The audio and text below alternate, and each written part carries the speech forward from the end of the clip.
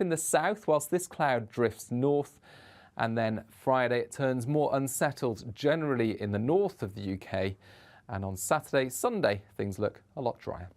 Join my show Farage, 7 p.m. till 8 p.m. Monday through Thursday, and there you will get opinion, analysis, debate, and I'll cover stories that nobody else dares to touch. And then for the last 15 minutes, talking pints. We're over a drink. We have a civilised conversation with someone. We very often disagree, but we do it in a grown-up way. Come and join me on Farage.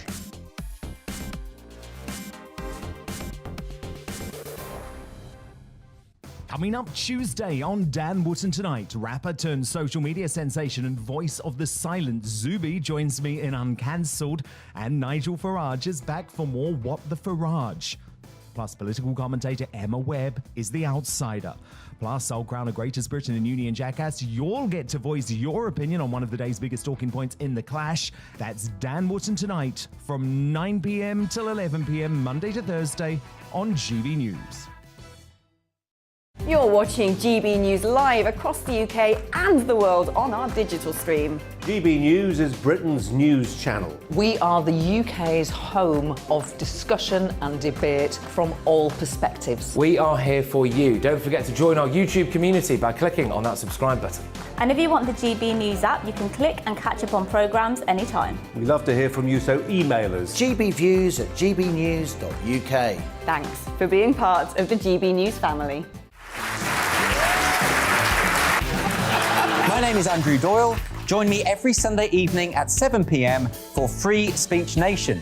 This is a show where we address current affairs and news stories of the week with the help of two wonderful comedian panellists. I brought in comics because I want to give it a lighter edge, and also they work for less. See you there.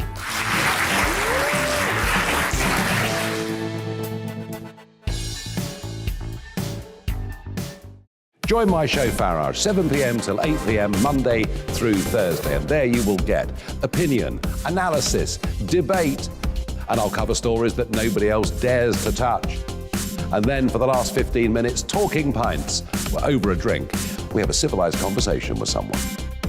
We very often disagree, but we do it in a grown-up way. Come and join me on Farage.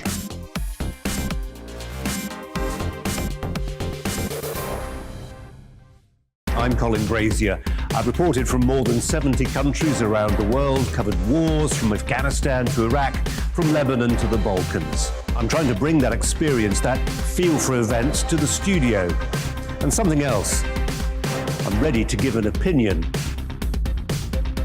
Today's stories with a spark. Brazier from 8 p.m. weekdays on GB News.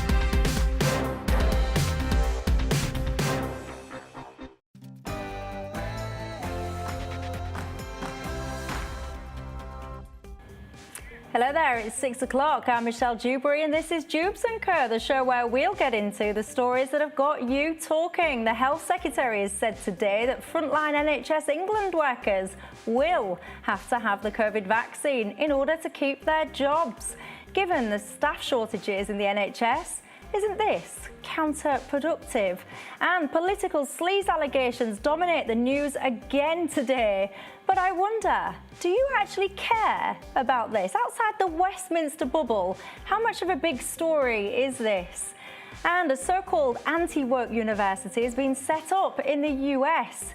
Do you think we need similar ones here? And space travel, I mean, it's everywhere at the moment. Everyone seems to be doing it. Is it really necessary? That and more coming up. But first, let's have a look at the latest news headlines.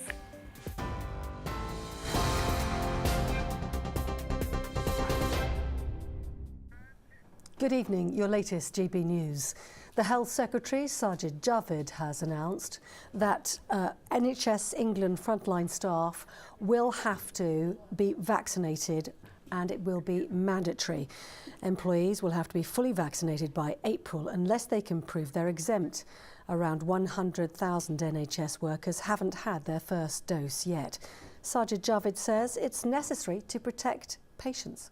I'm mindful not only of our need to protect human life, but our imperative to protect the NHS and those services upon which we all rely. We must avoid preventable harm and protect patients in the NHS, protect colleagues in the NHS, and, of course, protect the NHS itself. Care home workers in England have already been told they must have both jabs by this Thursday. Simon Wallace is clinical lead at St Cecilia's care home, and he told GB News that staff have a duty of care to protect their patients, and the best way to do that is through vaccination. But he acknowledged care homes can't afford to lose more staff. People have seen that the complete unawareness of the government to recognise social care and the things that it does do, and it's just causing absolute problems with recruitment and retention. There's a massive void of people already for working within the care sector, and this is only going to make it worse. But then I also feel that the people that we look after need to be protected.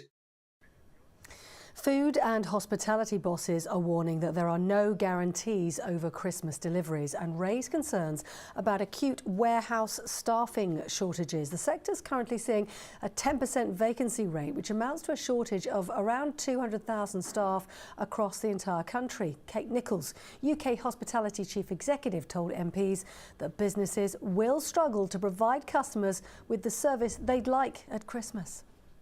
Our supply chain is nowhere near resilient. It is being buffeted in our supply side on a weekly, daily basis by continual shocks and price increases going through to our businesses at the end users. So we will deliver as good a Christmas as we are able to, but not as good as we would want to.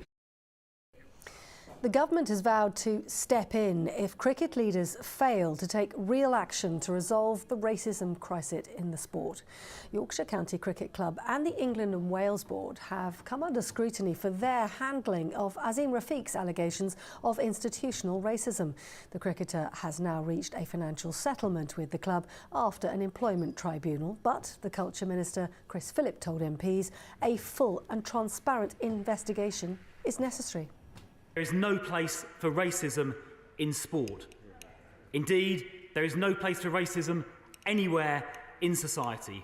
It must be confronted, it must be eradicated, and it should never be written off as just banter.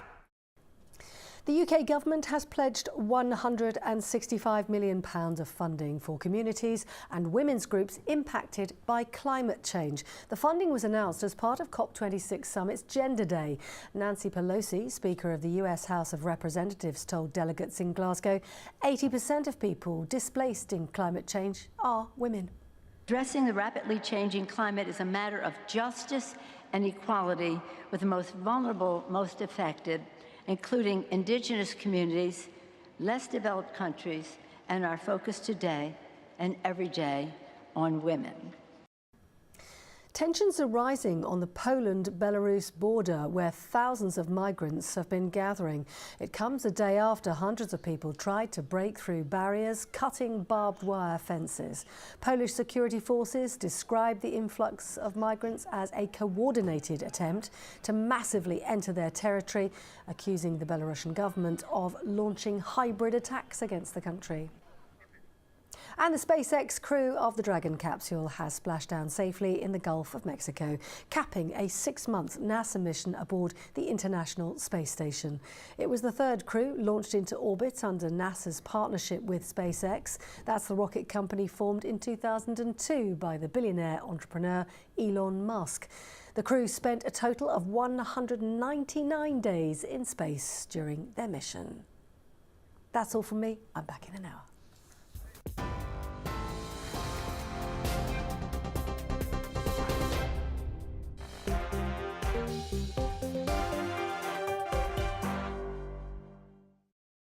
Thanks for that, Polly. Well, keeping me company tonight, we've got political editor of the Sunday People, Nigel Nelson, author Joanna Williams, and former editor of the Labour list, Peter Edwards.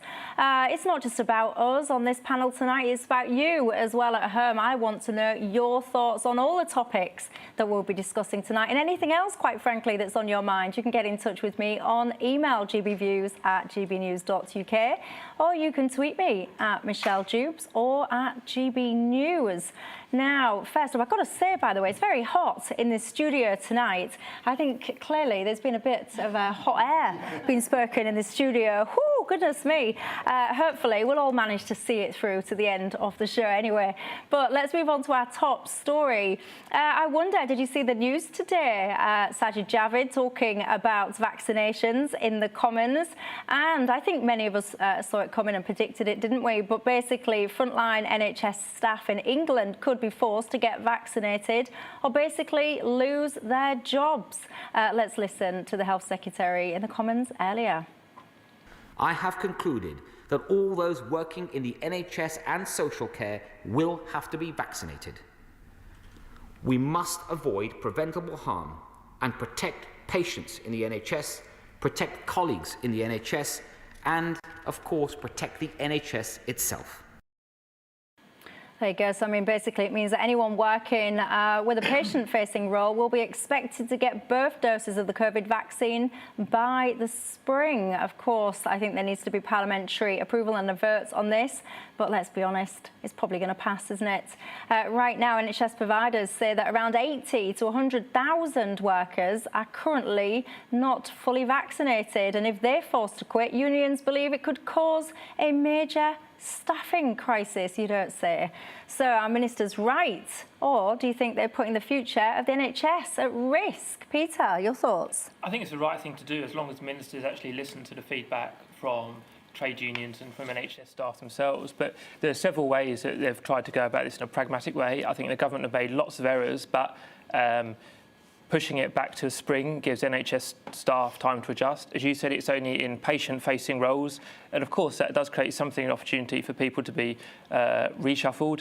And the other point, of course, is that it's about eligibility. In any job, there are going to be people for medical reasons who are not eligible for the vaccine. So I think clearly there are ethical trade-offs. Whenever you talk about vaccines, there's not always a black and white answer. But I think putting patient safety first means vaccinating doctors and nurses. So you're in favour, you think the NHS should basically be mandating this vaccine for patient-facing staff? With sufficient safeguards. So we've only heard the news today. There are some safeguards. We've got to pour over the detail. But the safeguards, as I mentioned, it's front office only, and there's a long run-in because it's not kicking off till next year. Yeah, so front patient-facing staff, you're in favour of them getting the vaccine and that be mandated? Yeah, I struggle to see a problem with ensuring that the person that treats me or my family has the best chance of being healthy. So is that a yes? You're not normally on the fence, you. So when it comes to mandation, patient-facing, you're in favour of it? Yeah, I'm not on the fence today. I want doctors and nurses to be vaccinated. Right, Nigel, your thoughts? I'm against. Good, some sanity. I'm surprised that 100,000 odd NHS staff aren't getting vaccinated. You'd have thought of all people, they'd have thought this was the most important thing to go and do. OK, 9 in 10 are. My objection simply is I don't mind mandating vaccines for something you want to do. So if you want to go to a nightclub and the nightclub insists on a vaccine passport, that's fine by me. Oh, I'm going to come back to this in a minute. Same thing if you want to go abroad. These are voluntary things. Work is a right. You shouldn't have to lose your job because you won't have an invasive procedure. And there would be alternatives. All they'd have to do is, it could be difficult, but you test staff each day, make sure they're COVID clear, do it that way. They'd all get fed up with that pretty quickly, but at least you've offering an alternative. To make this compulsory is a step too far. Well, Nigel Nelson, I'm going to come back to you in a minute. When you say that you should mandate vaccines for things like nightclubs, I'll come back to that in just a second. But for now, I'll stick with the NHS. Joanna, your thoughts? Well, I'm against mandating COVID vaccines on principle. So that would mean in all contexts and all walks of life, because I basically think people should have autonomy over their bodies and shouldn't be coerced into having to have any kind of vaccination. I do agree with Peter in the sense that I would very much like and hope that the doctors who were treating me in hospital or the nurses who were looking after vulnerable family members of mine had been vaccinated, but I just don't think it should be mandated into existence. I also agree, Nigel, I think it is shocking, the high numbers that are not vaccinated, but I think unless we maintain that this is a personal choice, unless you give people that dignity, that respect to come to this decision, decision themselves, then you're just breaching so many values, I think, so much bodily autonomy of people's lives, people's right to kind of live and have their bodily autonomy. Can I ask, respected. why are you shocked at the number of unvaccinated NHS staff, yet you don't want to mandate it? Aren't those two things slightly in tension? No, I would argue with any doctor who wasn't vaccinated that they should get vaccinated. But there again, you have to also accept that they might have a good reason. For example, there has been research to suggest that the antibodies that you generate from having had COVID actually give you more immunity than the vaccine. And if that's the case, and doctors know for a fact, nurses know for a fact that they've had COVID, that they've got antibodies, they're probably looking at this vaccine and thinking, well, why? I could, as I experienced, have a few days of some quite nasty side effects. Why put yourself through that if you've already had COVID and got the antibodies? I thought your objection was from a libertarian argument that it's about the state telling state workers not to do something, rather than the fact that you can feel bad for 2 or 3 days after the jab. Yeah, absolutely. That is completely my argument. I don't think the state should coerce people into vaccine should not be mandated, especially not after the event. So I gather at the moment, I think it's hepatitis B. Doctors have to take a vaccine, have a vaccine for that. But the difference is you know that before you sign up to become a doctor or become a nurse. Issuing a mandate like this after the fact, I think I disagree with it on principle, that it should be for people to decide this themselves. People's livelihoods should not be put at risk by a state-mandated requirement, but also pragmatically. And this, again, Peter, is where I really disagree with you. I think this gap, not introducing this until April, I think is absolutely disastrous. I think introducing it in total is disastrous, but the gap until April has really, really bad effects on the care sector, because you've got a large proportion of workers in care homes who still haven't had both doses of vaccine, who are in danger of losing their jobs, who could just move over to the NHS, take a job in the NHS. You're saying you're against it and you're upset it's not introduced immediately. That's an enormous contradiction. I'm saying I don't want it introduced at all. Let's be absolutely clear about that. I do not. How can April be too late then if you don't want it introduced I at think all? Pragmatically, if you are going to introduce this, the knock-on effects of delaying it until April, the knock-on effect that will have on the care sector, where people currently are mandated to have vaccines if they work in the care sector. The deadline for that is coming up this week. If you work in the care sector and you're not vaccinated, you could be out of a job this week. I completely disagree with that. I think it's absolutely appalling. People should not lose their jobs because, for whatever reason, they've decided not to take this vaccine. Delaying introducing this into the NHS means people can lose their jobs in a care home, take up a job in the NHS, which they will then lose come April. Disagree with that. But you are creating such a crisis in the care sector, which then has a ripple effect on the NHS, where people cannot be discharged from hospitals. See, I think people need to be very careful what they wish for, because there's a lot of people, and I'm getting messages now, celebrating the and I always use the word mandation, and yes, I know it's not really technically a word, but lots of people get in contact celebrating that they're mandated in a care setting. And I think the government is stuck between a little bit of a rock and a hard place, because they're trying to do everything so that at the end of all of this, they can say, well, we did what we could. They're trying to kind of ward off any criticism. So I get what they're trying to do, and of course everyone wants people to be as safe as possible. However, when you start to become okay with the government telling you you have to be injected with something, I think that I am so surprised that people are okay with this. And if you're okay with this because you happen to kind of think, oh yeah, everyone should be vaccinated, what about the next thing? What about the next thing when you're not actually comfortable with what that topic is? I think it is appalling that a government can mandate that you have to be injected with something. And when I say this specifically, I'm thinking something that has no long-term safety data attached to it. No way would I allow someone to tell me to do that if I didn't ordinarily want to do it myself. No way. I do think that's very misleading. Circumstances. I think that's What's very misleading. to say that the government are mandating or forcing people to be vaccinated. That conjures up dystopian images of science fiction. What are you talking about? That's exactly what they're doing. These people will lose their job if they're not vaccinated. What is that but forcing people to do something? I think we've got to be clear what we're talking about. No one is going to be criminalised. It's a safety decision, and the government and the NHS. Remember, the people that run the NHS are apolitical. They're not tied to the Tories or tied to a party. So telling somebody, if you don't have this, you're going to lose your job. If that's not a mandate, what is it?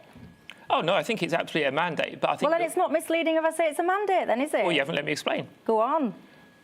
I think the way you put it conjures up images of forced injections. We're not having forced injections. Of course, we want NHS employees to stay in the NHS, but they have options of explaining why they're exempt, or going to work in a back office, because remember, it's not applying to all the NHS, or going to work in other forms of healthcare, like private care, or going to work in other sectors. I absolutely accept it's an uncomfortable moment, and for people who are unvaccinated, doctors and nurses, it will be uncomfortable as they work out what to do. But there's a long lead-in, and I'd say I'm willing to give up a bit of freedom, if you like, in the interests of my safety and public safety, and that's kind of good. That's your choice. But what if your choice is that you don't want to do that? And these vaccines, by the way, they don't come solely and purely and wholly without a risk. So if something has an element of risk to it, however big that element is, that has to be your personal choice. And you say, well, there'll be an element of uncomfortableness when people work out what they want to do. I don't think there will. I think there'll be an element of fury. There'll be an element of huge demotivation. There'll be an element of, hang on a second, you know, I was your hero. I went out to work to protect people when there was no such thing as vaccines. When COVID wasn't even understood, I put myself at risk to help people. And now I'm demonised. Anyway, Nigel. And wouldn't it be absurd as well, Peter, to say to a neurosurgeon, well, actually, we'll make you into filing clerk? It seems to be that they've got this completely wrong. I mean, I don't think that's been suggested, I tend to agree with Joe here. If vaccines had been there, like the hepatitis one as a condition of your job, you know what you're getting into. And if you don't want to be a doctor, you can go and work an oil rig or something like that. Conditions of employment are changed in all roles. If you stay at the same employer for 20 years... This is retrospectively. You may decide for whatever reason, and I'm surprised they do decide this, but for whatever reason, I do not want to be jabbed. This is a retrospective thing, and if they've been told beforehand, they may not have taken up the career. Well, it's not retrospective, it's current. It's not applying to things that happened in the past. My point is a different one. Well, it is to their contract. It's retrospective on their contract. Well, it's not retrospective, because retrospective means something that's occurred in the past. But your broader point is that there's an unfairness between someone who, say, took up their job in the NHS 20 years ago and then having their terms and conditions changed now. My point is, whatever retrospective, industry... yes. Whatever, I don't think it's retrospective anyway. This is not, you know, countdown the dictionary corner. I think that you make a separate point about the terms and conditions of employment. But the terms and conditions of a job change all the time. I think if you have the same employer for 20 years, your contract often changes, and your pay changes, and your hours changes, and if you work in the private sector, sometimes you get taken over as well. But being jabbed with a needle is substantially different from those kind of changes. I just don't see the horrific dystopian danger in having a vaccination against a disease that might kill you. And it's blindingly obvious, I'm afraid, that the risk is much greater from catching COVID than the jab. And of course, the jab has had a very nasty effect on a very, very, very small proportion of people. COVID has had a very nasty effect on a much larger number of people. But I think the point is that we need to have that argument out with people. I don't disagree with you. To me, it would make absolute rational sense for people working in the NHS, in hospitals, to be vaccinated. I really struggle genuinely to understand why doctors and nurses are not coming forward to be vaccinated, particularly in the large numbers that we're talking about. But I think if you could then go in front of these doctors and nurses and explain to them, and let's have this discussion. Most importantly, let's find out why they don't want to have the vaccine. Let's look at their reasons, rather than just this heavy-handed kind of sledgehammer to crack a nut approach of saying, well, we insist, so we're mandating it and you must comply. Well, I think this debate can rumble on, and I think it's such an important conversation to have, because where do you draw the line? I mean, I didn't even manage to get into picking up Nigel when he starts talking about, oh, it's okay for nightclubs. No, it isn't. In my That's view, voluntary. it shouldn't be okay to tell someone to be injected with something for anything, whatever it is. I'm so anti it. You see, and Nigel honestly, doesn't go to nightclubs. I know. So. There you go. There you go. Anyway, I didn't even get time to get into that. But do let me know your thoughts on this. Do you think, you know, if you work in the caring profession, then ultimately, you know, you just have to get it and get on with it. By the way, there was some clips there. Very good point. I wanted to show you before I moved on very briefly. So many people. It's not just me sitting here or Joanna sitting here talking about being anti the mandates. There's some protests there that we've just been about to show you. They're taking place globally. Protests in so many different cities. It flashed up. I was hoping to bring it back to you just to show you what's going on. There you go.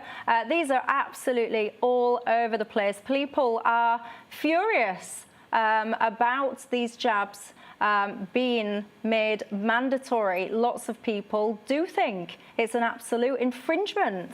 And by the way, another thing that I didn't really get a chance to touch on is why, if what everyone's concern is here is having active antibodies, why is natural immunity completely disregarded when it comes to keeping people safe or in these kind of conversations? Anyway, going to take a quick break.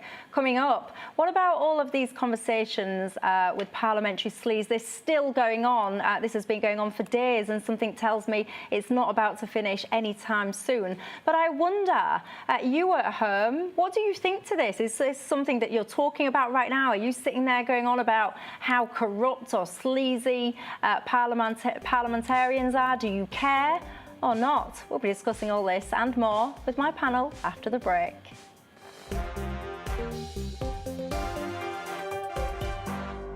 You're watching GB News live across the UK and the world on our digital stream. GB News is Britain's news channel. We are the UK's home of discussion and debate from all perspectives. We are here for you. Don't forget to join our YouTube community by clicking on that subscribe button. And if you want the GB News app, you can click and catch up on programmes anytime. We love to hear from you, so email us. gbviews@gbnews.uk. Thanks for being part of the GB News family. My name is Andrew Doyle. Join me every Sunday evening at 7 p.m. for Free Speech Nation. This is a show where we address current affairs and news stories of the week with the help of two wonderful comedian panellists. I brought in comics because I want to give it a lighter edge, and also they work for less. See you there.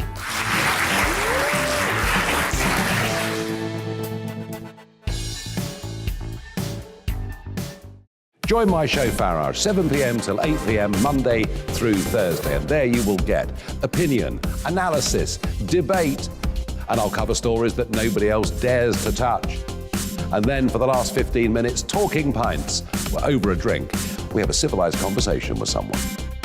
We very often disagree, but we do it in a grown-up way. Come and join me on Farage.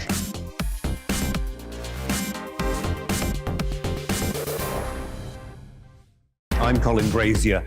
I've reported from more than 70 countries around the world, covered wars from Afghanistan to Iraq, from Lebanon to the Balkans. I'm trying to bring that experience, that feel for events, to the studio.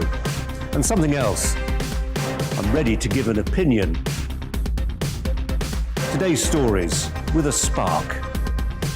Brazier from 8 p.m. weekdays on GB News.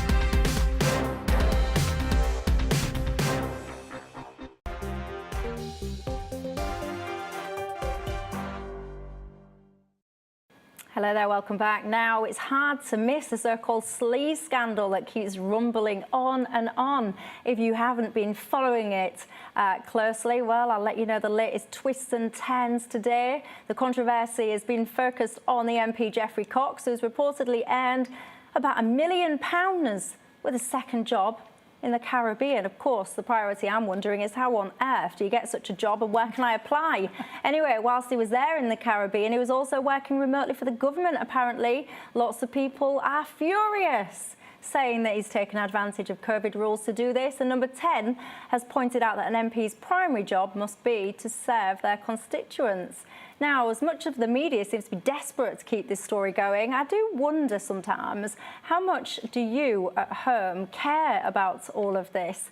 And how much should you care? Nigel, your thoughts? Well, I think people do care. And if you ask any Tory MP over the last few days what their email boxes look like, it's full of insults from constituents who are absolutely furious with what they've heard over the last week or so.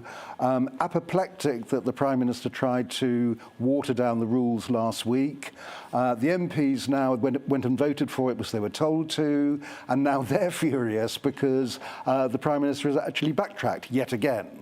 And so, yes, people care. The opinion polls have been showing it. I think this is probably the most serious scandal since expenses. Do you? And one of the Owen Paterson, what do you think is the most serious scandal? Because there's a few things all kind of going on and getting rolled into one at the moment. It is, and it rolls into one in sleaze. And so, yes, it is Owen Paterson. It is trying to change the rules. It's the discovery of second jobs that MPs are holding. Is that sleaze or is it corruption or what? Is there a difference? I mean, I think that the next stage they're going to have to do is look at whether MPs have second jobs. And that's more complicated than it seems, because quite clearly I'd have thought they should not be representing commercial organisations having directorships or consultancies. However, there are second jobs and second jobs. Labour's Rosanna Allen Khan is a junior doctor, and she's been using her second job to save the lives of COVID patients. Probably that's, I think we would all think that's okay. Question comes down to Theresa May. She makes $115,000 making a speech.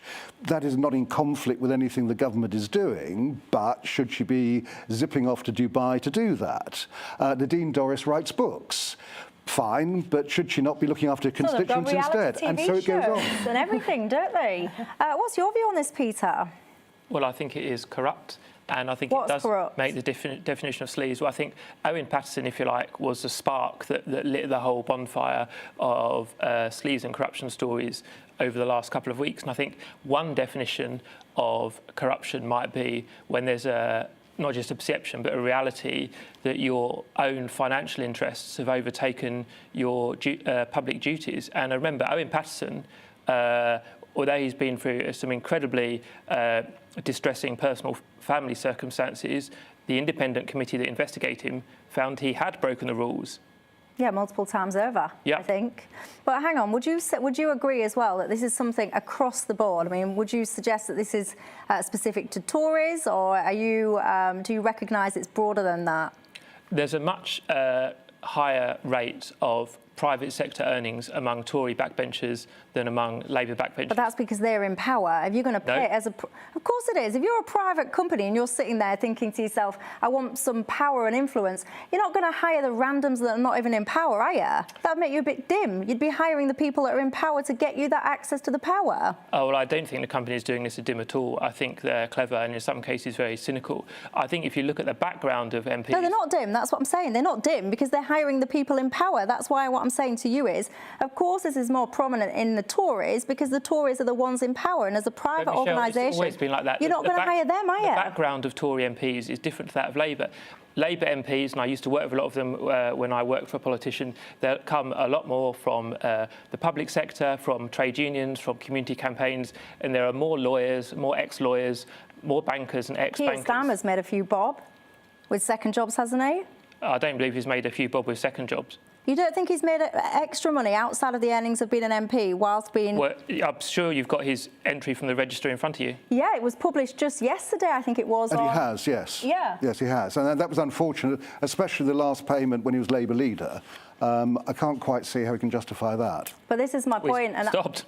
But I find this a little bit, because it does become it's the Tories doing this, it's the Tories doing that. No, it's not. It's people that are in power. Peter is right. Mostly it's Tories. But that's because they're in power. No, it's not. No, but there is a great deal of historical amnesia here. Yes, thank you. I mean, when we think back to the last time that the Labour Party were in government, there was talk of Tony's cronies.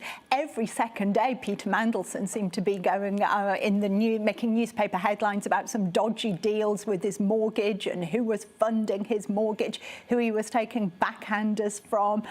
We had the police turning up to question Tony Blair at one point about who was, this basically a repeat of the Cash for Honours scandal. So I think we've got to be a little bit careful about pinpointing this too much on this specific Boris Johnson government. This is not a new phenomenon. This has not even been going on for days or weeks. This has been going on for decades. And I think one of the dangers, it certainly extends back through the Blair years, through the Expenser scandal. There is nothing new. And I think one of the problems is that voters do think kind of same old, same old. And yes, it might cut through, but I think the temptation is just to think all politicians are corrupt. They're all as bad as each other. And people look at these figures. I think what really does cut through are these figures that Geoffrey Cox is earning. Name a Labour MP that earned £1 million while in Parliament. Well, there are Labour MPs who are earning a lot of money on the side, and I actually think you're really hang on, is your issue the amount? I think or the concept? I think the concept is important. I'm most troubled by the amount because I think it's a temptation, and I've been tempted to kind of want to ban all second jobs. But as Nigel said, if an ex-teacher is helping out in their school, if an ex-doctor is helping out in a hospital during the COVID crisis, it would be very harsh to say, all right, if you're doing that, you have to do it for free.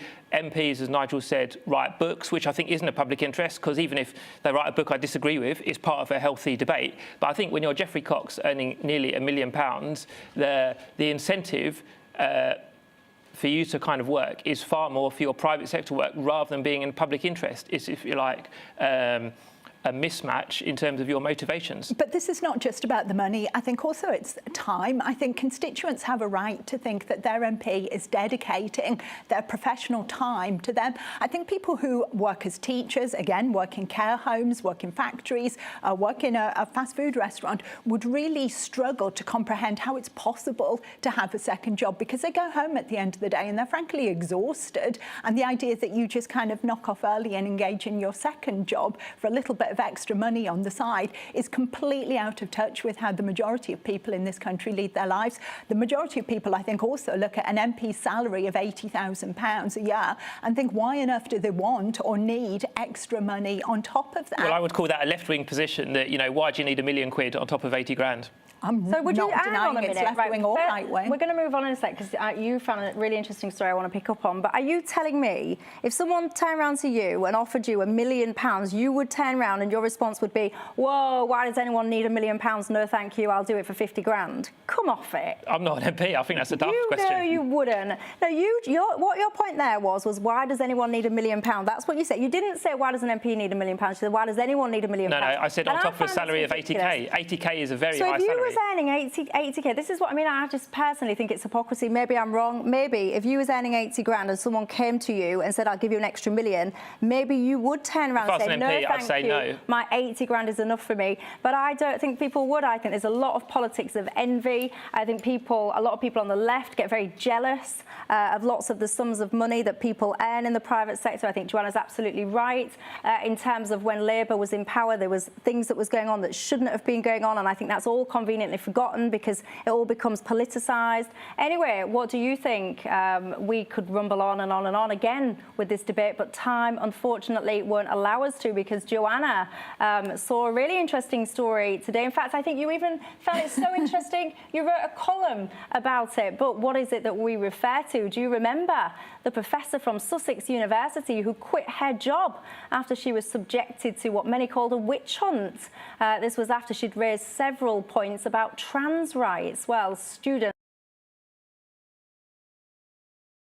campus saying that she was making life for trans students unsafe.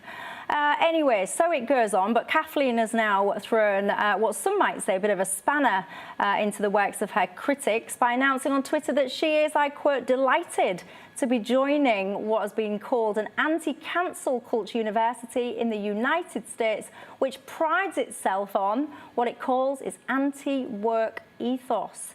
It got me thinking, Joanna, and it certainly got you thinking because you went on to write about it. Do we need so-called anti-work universities in this country, or don't we just need our universities to just be not work in the first place? I think certainly universities that are prepared to rigorously defend academic freedom, to defend the pursuit of truth, to defend colleagues, academic colleagues, when they become a target of this kind of harassment, is something really important. And ideally, I'd want our existing universities to do that. But this new university, University of Austin, has been started up in the US by a group of scholars and journalists who, quite frankly, have got sick of sitting around waiting for the existing universities to reform. And they've decided to take matters into their own hands and start up their own university with, I think, some really valuable principles about putting the pursuit of knowledge rather than the pursuit of political correctness or woke, if you like, at the heart of what the university is about. I think we've got too many universities in this country that have kind of got confused about what their purpose is. They're very happy to carry on taking huge sums of money off students, but they're a little bit confused about what they're supposed to be doing when they get that money. It seems that rather than actually thinking about imparting knowledge, pursuing knowledge, really pushing for the truth, allowing unfettered debate to take place, they're much more preoccupied with what kind of values students hold and getting certificates and awards from different groups to kind of show off their credentials in terms of gender equality or, well, a bizarre idea of anti-racism, a very divisive idea of critical race theory. They want to get those certificates, but that comes at the price of academic freedom, and it comes at the price of us losing some very, very good scholars like Professor Kathleen Stock from our universities in the UK. So yeah, I think this is brilliant news. It's brilliant for Kathleen Stock, but it also shows like a really important marker about how universities could make a path for themselves in the future and actually carve out something new away from state interference and actually back something a bit more exciting, something that puts academic freedom first and foremost. Peter? Well, I think you have to defend freedom of speech if it's lawful, and you can agree or disagree with Kathleen Stock's views, but she spoke lawfully and she was hounded out of her job for doing so. And I think that's really sad. So we should defend her. And, well, she's made a personal choice to go to university in another country. That's up to her. I think British universities have got to learn that people shouldn't be shouted down for expressing a view that's unpopular, regardless of whether you or I agree with it. Well, I've got to say, you've been on the show a few times now, and I was never sure whether or not we would see the day when we agree. But we've agreed. I agree entirely with what you just said there. Nigel, your thoughts? I'm going to make it unanimous. Oh. I think that cancel culture is absolutely appalling, especially in a university. The whole point of university is to exercise free speech and free thought. And that applies both to the students and to the lecturers. And when somebody gets hounded out of their job for doing just that, that is appalling, and that is the university not doing its proper function. But do you think, because Joanna's made a point there, that there's all of these league tables and these boxes to tick and these kind of awards that people want to get, do you think that universities are kind of focusing too much on almost ticking those boxes, sheltering students from perceived offence, rather than teaching things like what I would suggest? You teach critical thinking, you teach independent thought, and you teach students to evaluate things that they're learning and then make their own decisions rather than telling them. Absolutely right. I mean, the whole point of a university, the whole point of education, is to teach youngsters how to think, not what to think. And the danger of something like this is, it's like it almost infects the entire university. This is saying, this is absolutely wrong, and nothing is absolutely right or absolutely wrong. You can challenge every single thing. She was having to be challenging transgender issues. It's a very, very dodgy area. I happen to think she was wrong, but I still defend her right to actually say it. Right, well, there you go. Let me know your thoughts. You can get in touch, email gbviews@gbnews.uk, or you can tweet me at Michelle Dewbs or at GBNews. I'm going to take a quick break, but I wonder when we come back, space travel, you know, it seems to be the buzzword at the moment. Lots of people seem to be doing it. Do you think it's really necessary? Of course, this comes after the latest SpaceX landing in Florida. Don't go away. You've not got away, you're still there. Hello. Coming up Tuesday on Dan Wootton Tonight, rapper turned social media sensation and voice of the silent Zuby joins me in Uncancelled, and Nigel Farage is back for more What the Farage. Plus, political commentator Emma Webb is the outsider. Plus, I'll crown a Greatest Britain and Union jackass. You'll get to voice your opinion on one of the day's biggest talking points in the clash. That's Dan Wootton tonight from 9 p.m. till 11 p.m. Monday to Thursday on GB News.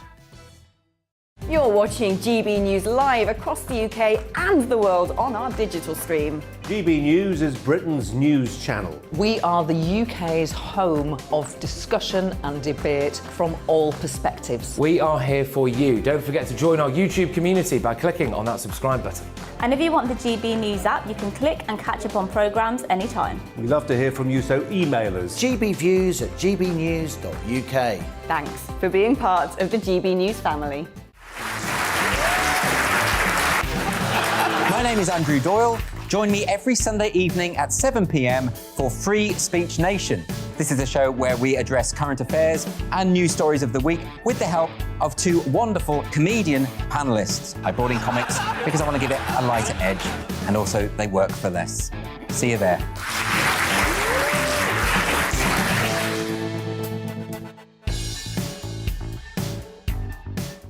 Join my show Farage, 7 p.m. till 8 p.m. Monday through Thursday. And there you will get opinion, analysis, debate, and I'll cover stories that nobody else dares to touch. And then for the last 15 minutes, talking pints. We're over a drink. We have a civilized conversation with someone. We very often disagree, but we do it in a grown-up way. Come and join me on Farage.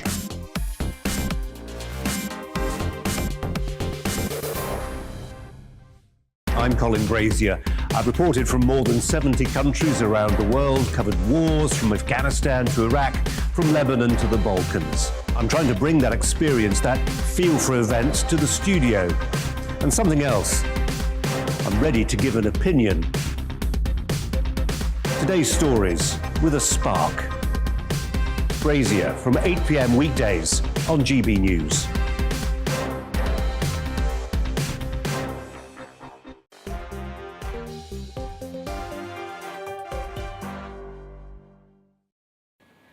Space travel, well, it's certainly boomed, hasn't it, recently? Understandably, I've got to say, after billions of pounds of investment from some of the world's richest business leaders.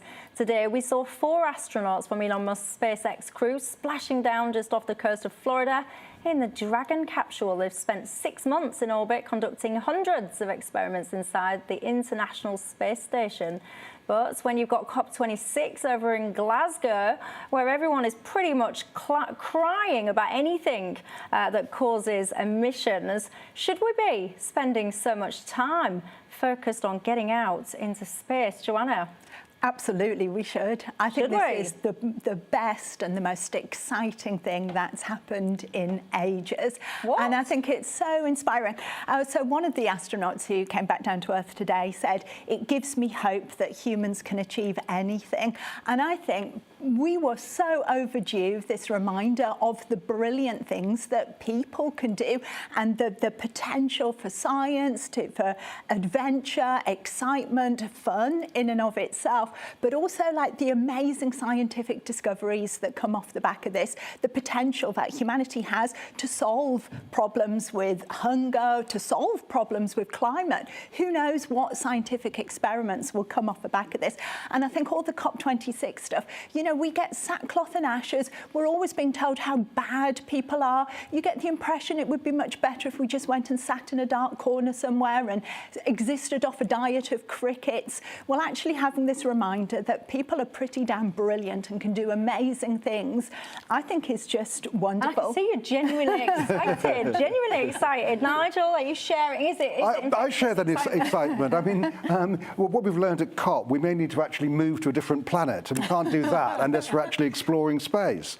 But the whole thing about the human condition is we go out exploring. We wouldn't have said to Christopher Columbus, "Oh, well, stop at the Canaries, don't bother to go all the way to America," or tell the Pilgrim Fathers, "Look, go up to the Hebrides, don't go and colonize Virginia." It is something that we do. We go out and explore and we discover. All right. So your thoughts, Peter? Are you excited by space exploration? Do you think we need more of it? Well, I've got mixed feelings about it. You know, Joanna's right. There could be enormous scientific gains from going up into space. But what interests me is this story got so much more coverage because of the billionaire backers behind it. And when NASA do relatively routine for their missions to space, it doesn't get anywhere near the same coverage in Britain, at least. So this has become a bigger story because of people like, I think, Jeff Bezos from Amazon and Elon Musk being involved in it. So a lot of it, the public interest comes down to the fact it's backed by billionaires. But we could be quite relaxed about that. I mean, who cares why people are interested in it, or who cares who's funding it? The important thing is that this is happening. My problem with these billionaires who fund this kind of thing is the hypocrisy. I mean, we saw them all going to Glasgow in private jets, and it's another thing altogether to take a trip up to space, look down and say, oh, the planet's so beautiful. You lot, you peasants down there, you should all lead this really miserable life so I can get more money to take more space trips, while you lot should all lead this kind of horrible life just to protect the planet so I can admire it from outer space. It's the hypocrisy which sticks in the throat. Let's have more space travel. Hey, let's have space travel for everyone. Joanna, you're sounding very left-wing, and you know, if you're on the night shift in an Amazon warehouse in the middle of the winter, then you may not feel perhaps so well disposed to Jeff Bezos's missions. So I think you kind of make a good point in all that. Well, I don't get that. Hang on. So it's like, so if you decide to be entrepreneurial, and being an entrepreneur involves a huge amount of risk, by the way. So yes, you can all point to your Elon Musks and your Jeff Bezos and all these kind of hugely successful people, but to become successful, you know, you really have to make sacrifices in the early days, take a lot of risks. Often people don't make much money from their startup businesses. So actually, I think we should be applauding entrepreneurs, successful entrepreneurs, and how they spend their money, quite frankly, is absolutely up to them. If I was as minted as Elon Musk, I wouldn't let anyone be telling me what I can and can't do with my money. If any of my employees resented me spending my money however I chose, then I would, you know, they can always go off and, well, of course I wouldn't sack them, but anyone can go and set up an entrepreneurial endeavour if that is what they want to do. If what they want to do is attempt to have multi-millions of pounds in order to have their freedom, then anyone can go and set up a business. So I don't really get this whole kind of comparison between this person and that person. And if someone, Elon Musk, if you're watching this, by the way, and you want to take me up to space, get me up there. I can be the first northerner. Has there ever been a northerner up space? Anyway, well, who cares? Anyway, I'll just go. If you're watching, I'm not bothered. I don't care how much it costs. I'd be right up there, like a rat up a drain pipe. I'd be that quick. So if you're watching, take me with you. But some of us care how much tax is paid by Amazon, and that's why it is a debate rather than just universal praise for Jeff Bezos. Yeah, but hang on. Of course, everyone wants companies to pay their fair share of taxes, but that's a little bit of a different tangent, isn't it? Get in touch anyway and let me know what you think. Do you agree with Peter that actually, no, get paying your taxes, stop spending your money on space? Or do you agree with me? Ultimately, it's your money. Of course, I want companies to be taxed properly. That goes without saying. But once you've made your money, you've paid your tax, do what you want with it, is what I say. Anyway, let's move on. In lockdown, I wonder, did you go out and just buy stuff that you didn't need? Maybe you was influenced by things like Instagram, where you see people doing all this weird stuff, and you think to yourself, yes, that's exactly what I need. I need an inflatable 20-man hot tub in my back garden. Was you one of those people that just went off and bought stuff? The reason that I ask, as the report comes out now that says that 1 in 10 people completely regret overspending on things like hot tubs, fitness equipment and DIY tools during the pandemic because they're no longer using them. I'm too tight, I've got to say. I didn't make any elaborate purchases during lockdown. Nigel, did you? No, I didn't. And if I bought a hot tub or fitness equipment, I would certainly regret it. Would you now? But I'd have regretted it whether it was lockdown or not. Whether it was a lockdown or not. Joanna, what about you? Did you? Yes. What did you buy? I've got to confess. So nothing like hugely elaborate, but I think the online shopping temptation during lockdown, when you're bored and a bit depressed, perhaps, a bit fed up, miserable, sitting at home late at night, you've had a couple of glasses of wine. I think the temptations are all too easy. So there's lots of clothes that I look at now and I think, what was I thinking? I can't remember what I was thinking. I will never wear these clothes, I'm embarrassed to admit. But the worst one, I think, and this is complete confession time, a very, very, very large fake fur throw for the sofa, which I always have to laugh at and say it gives my living room a kind of air of a brothel chic. Brothel chic? Now I want to see a picture. Well, no wonder you regret it. Yeah, what colour is it? What colour White. is it? What's wrong? I think it well, sounds it's great. just very big and very fake. Brothel chic. Peter, have you done anything No, in lockdown that you ought not to have done, that you regret now? No, I didn't really buy anything. I did a lot of baking and I learned how to do sugar-free cakes as well. Did you? Yeah, and I must say, by the way, despite what Joanna said, she's looking incredibly smart and stylish despite savaging her own tasting Not pose. wearing the old ones, you see. Well, you guys have been getting in touch. Jason says, it's certainly not a dog. He was the best investment we've ever made. Jason has gone out, got a dog in lockdown, and certainly, he says, doesn't regret it. Kev says, I've got no regrets. I bought a complete TV entertainment system, which has seen me through lockdown and beyond. Well, that's good. I hope you're watching us on your new all singing, all dancing entertainment system, Kev. Someone else says, I went on eBay and spent £40 on a broken Action Man in an alcohol-fueled fit of 70s nostalgia. A broken Action Man. I wonder if you knew it was broken before you got it, or did you find that out afterwards? Elaine says, my husband bought everything that he needed, from loaf tins to an electric kneading machine to make bread. He's made bread twice, and by her calculations, those 4 loaves of bread, Elaine says, have cost him about £230. I remember that. Everyone was dashing out, wasn't they? Desperate to make loaves of bread. I got a bread machine for my birthday, actually, very recently. Have you used it? Well, what happened was, not that you need to know all these fascinating insights into my life, I'm sure. I put it on, I set it to go, so I had these visions of this beautiful smelling bread when I woke up in the morning. I forgot 2 things. Number 1, I can't even smell, because I've got long COVID, so I can't smell it anyway, point 1. And point 2, I woke up about 4 in the morning thinking, what on earth is going on? I didn't know if I was being burgled, I didn't know if there was an earthquake. It was this bread machine. It was the noisiest thing I've ever heard. So I've got to say, my ideas of waking up to fresh bread, it was very short-lived. I've done it once, haven't done it anymore, and it's this big, massive thing as well. I wouldn't mind. It's taking up lots of space on the kitchen top. So no, haven't used it. Your dreams are toast. Yeah, my dreams are toast. Luckily for me, though, I didn't actually buy it. So someone else paid probably a few £100s for 1 loaf of bread, and it wasn't even that nice either. Anyway, Andrew has been in touch on universities, says, I'm delighted the ex-Sussex professor has got a new job.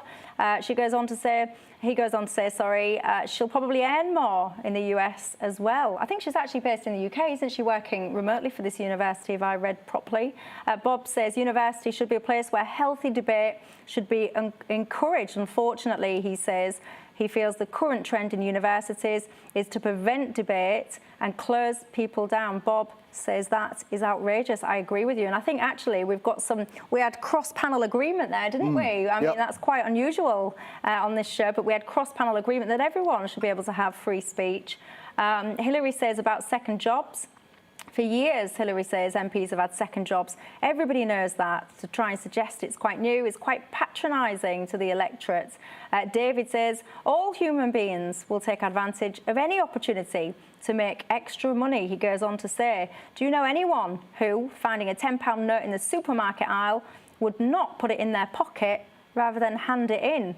Don't know. What would I do if I found £10 in the supermarket aisle? Depends if I'd seen someone drop it. If I saw someone drop it, I'd follow them and give them back. If I didn't, gotta be honest, I'd probably spend it on bread or put it in my kids' bank account. You don't need any more bread. Well, I do need bread now because I don't use my bread machine. Yeah, I don't use my bread machine.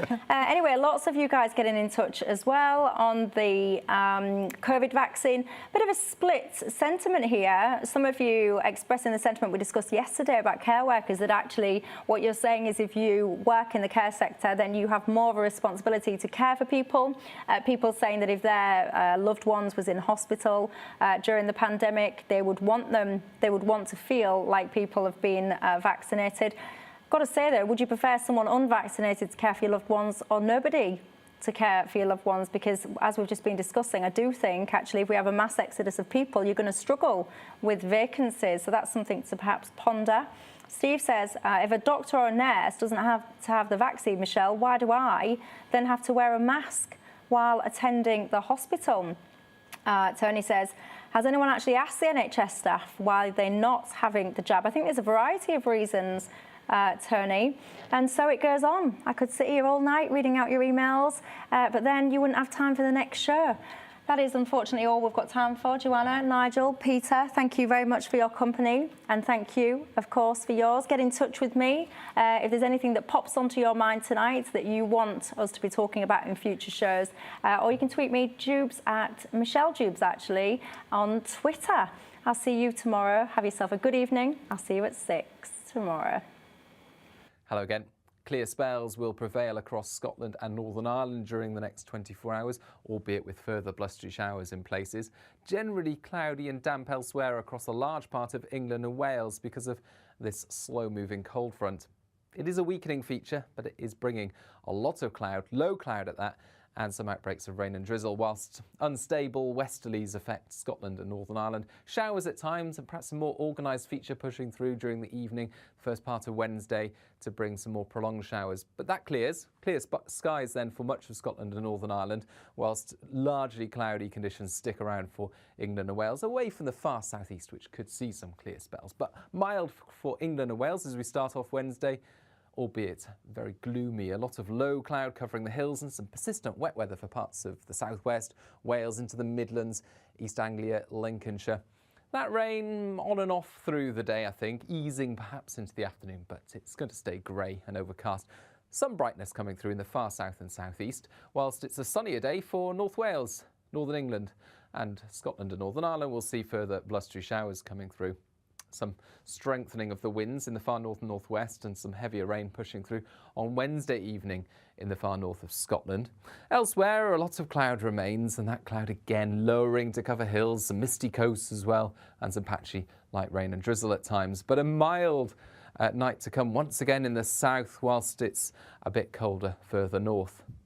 Thursday then looks largely dry, but not entirely sunny. There will be a lot of cloud cover, particularly across southern and central parts of the UK. Perhaps some dense fog to start off things in the south. But it does brighten up in the south whilst this cloud drifts north. And then Friday it turns more unsettled, generally in the north of the UK. And on Saturday, Sunday, things look a lot drier.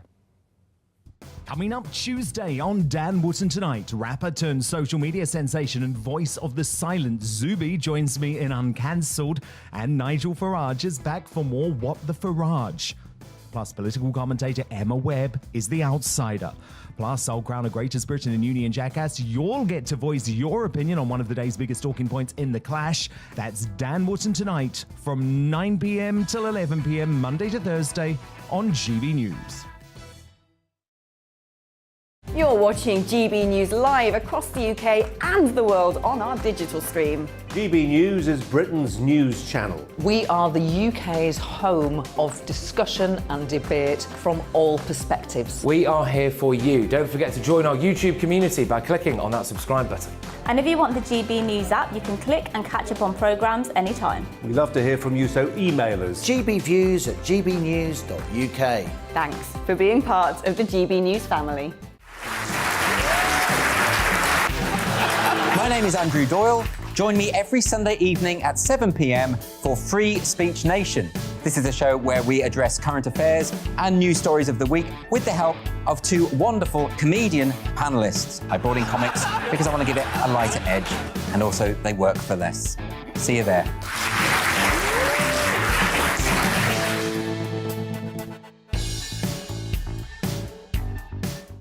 Join my show Farage, 7 p.m. till 8 p.m. Monday through Thursday, and there you will get opinion, analysis, debate, and I'll cover stories that nobody else dares to touch. And then for the last 15 minutes, talking pints. We're over a drink. We have a civilised conversation with someone. We very often disagree, but we do it in a grown-up way. Come and join me on Farage.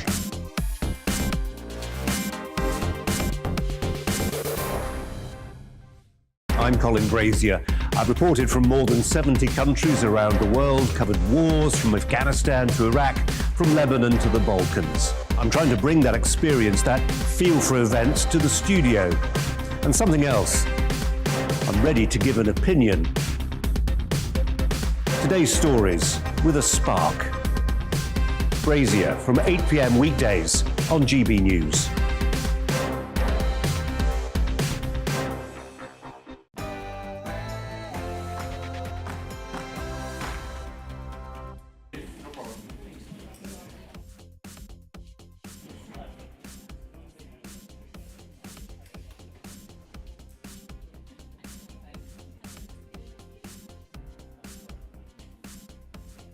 Feeling suicidal? And what happens when an enterprising strongman decides to cut his nation a slice of the mass migration market? Plus, I'll be talking pints with the man of property, Martin Roberts, and the indispensable part of the show, your comments and questions. Shoot me your thoughts at gbviews@gbnews.uk. All coming up on Farage after the news with Polly.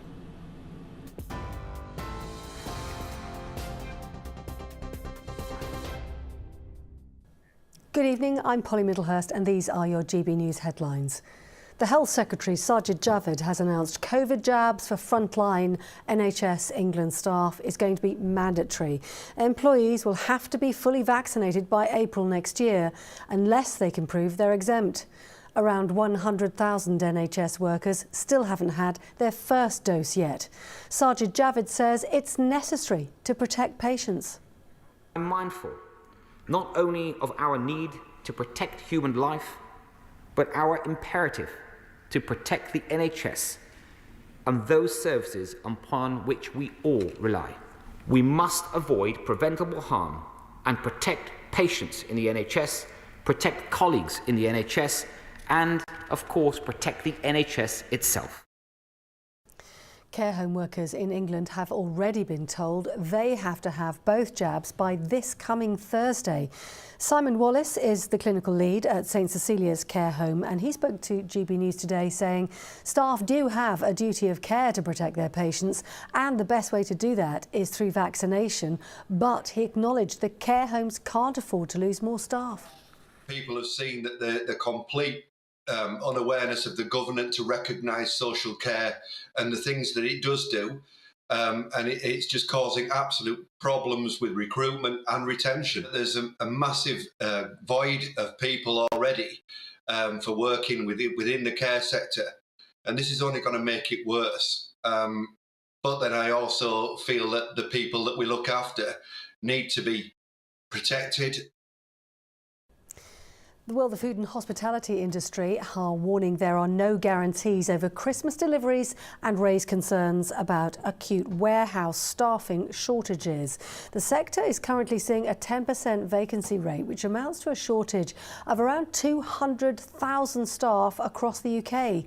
Kate Nichols, UK Hospitality Chief Executive, told MPs businesses will struggle to provide customers with the service they'd like at Christmas. Our supply chain is nowhere near resilient. It is being buffeted in our supply side on a weekly, daily basis by continual shocks and price increases going through to our businesses at the end users. So we will deliver as good a Christmas as we are able to, but not as good as we would want to. Yorkshire County Cricket Club's first team coach Andrew Gale has been suspended for a historic tweet. And the club's director of cricket, Martin Moxon, is taking time off for stress. That comes after Yorkshire came under scrutiny for their handling of Azim Rafiq's allegations of institutional racism.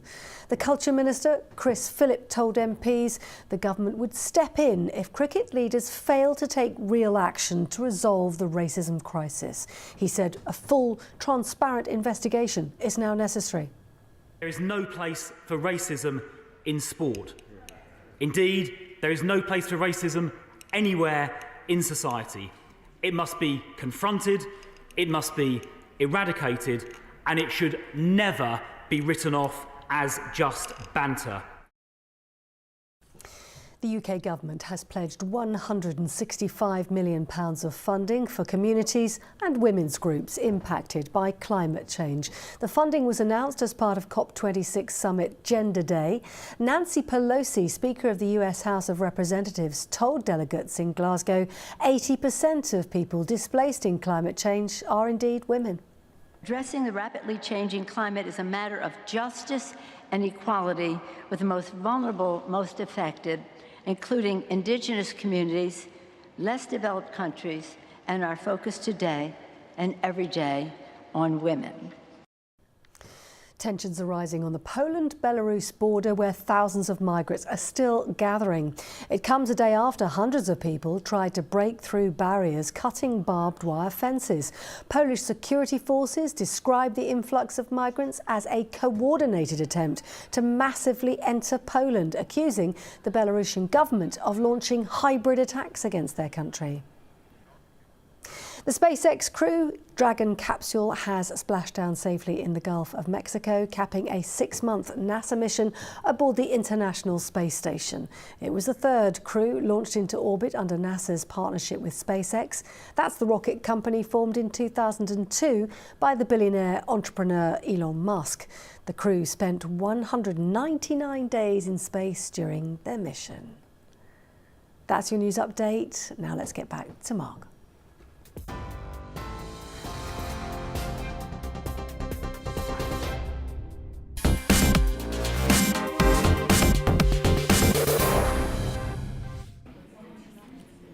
Thank you, Polly. We'll have more on that Polish-Belarusian situation coming up in just a minute. Are you into the self-loathing? Well, not loathing you yourself personally. You're impeccably non-racist and LGBTQ friendly. But let's face it, everyone else is awful, including all your ancestors and your entire civilizational inheritance. Well, if you dig the societal self-loathing, and who doesn't, the National Gallery is the place for you. They're currently working with the University College London Legacies of British Slave Ownership project to figure out who among their artists and subjects and donors are, quote, related to slavery. And they've just added some pretty big names to the list, including Her Late Majesty Queen Victoria, Gainsborough and Wordsworth. Wordsworth you may vaguely remember as the once widely read poet who, quote, wandered lonely as a cloud. Well, he's not lonely now because he's joined the massed ranks of British slavers, a vast digital cloud comprising more or less every historical figure you've ever heard of until the day before yesterday. Wordsworth is in what the Telegraph calls, quote, the Hall of Shame, because get this, for 2 years, in his 20s, he and his sister Dorothy lived in a property owned by John Pinney, who had a sugar plantation on Nevis in the British West Indies. Are you one of the many contemporary poets who likes to unwind after a hard day wrestling with the spondees and dactyls by watching Nigel Farage of an evening? Are you entirely sure, therefore, that your landlord isn't possibly a transphobe? Did you make the mistake of using a flat hunting agency and unbeknownst to you, your bedsit is owned by an Islamophobic turf? Good luck explaining that to posterity. Wordsworth wrote a sonnet hymning the victory of the great abolitionist Thomas Clarkson, and a fat lot of good it's done him. What's up with Gainsborough? Well, he was one of the greatest portrait painters Britain has ever produced, and so he painted portraits